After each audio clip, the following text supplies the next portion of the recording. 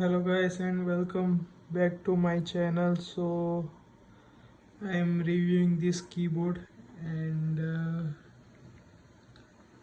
overall I like this keyboard. This is houji z88 or something like that. It was around 4500, but after using it just for 1 year, as you can see, the edge key has the light in the edge key has reduced. So I think that's a problem. I think the RGB is not very good then about this keyboard.